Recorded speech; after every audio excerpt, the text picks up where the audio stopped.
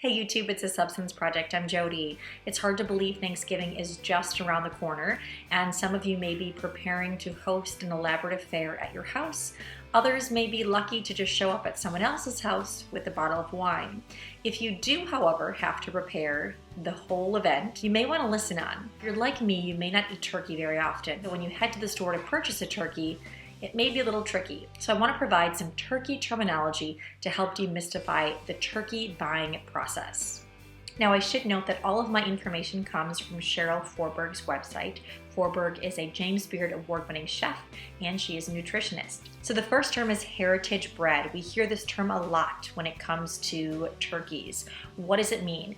Well, there are many different types of heritage bred turkeys. Too many to name. But here's what's common to all heritage bred turkeys. They're bred naturally. Common turkeys are bred via artificial insemination. Heritage breeds are allowed to roam free in the open pasture. They eat bugs, they eat worms, they eat grass, which means that the bird is leaner. It has smaller breasts. They can be quite flavorful, but you do have to remember that the cooking time should be shortened, otherwise they can dry out quite quickly. Second term is kosher. Kosher turkeys are slaughtered in slaughterhouses that have to adhere to specific rules based on Jewish law. They must be approved by a rabbi. After the feathers of the bird are removed, they're soaked in cold water and heavily salted. Now, many people who are not buying these kosher turkeys for religious reasons do so because they like the flavor that's imparted by the salting. It creates a sort of brine, and many people feel that this imparts a delicious flavor to the bird. The third term is salt-injected. You'll see this term on some turkey packages. What this means is that the bird has been injected with some combination of salt, flavoring agents, coloring agents, sugars. The package may say that this is to enhance the moisture content of the bird, but generally you want to avoid these turkeys. You never quite know what's in that injected mixture. So the final three terms are words that we hear a lot when it comes to meat: organic, free range, and pastured.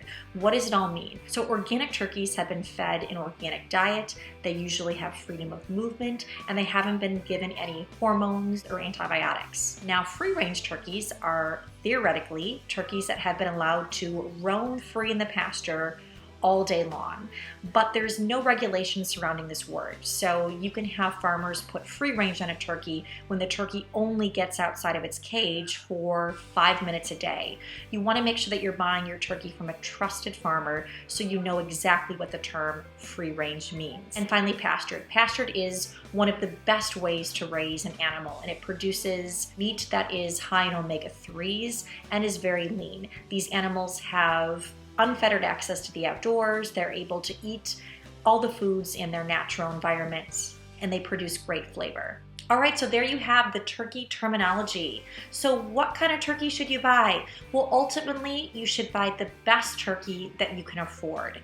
And you want to pay attention to how the turkey has been raised and how it's been processed. A wonderful source to check is localharvest.org. That's LOCAL harvest, HARVEST.org. On this site, you can search by the products that you're looking for, you can put in your zip code, and you can find very high quality meat. Thanks everyone for watching, and have a wonderful Thanksgiving day.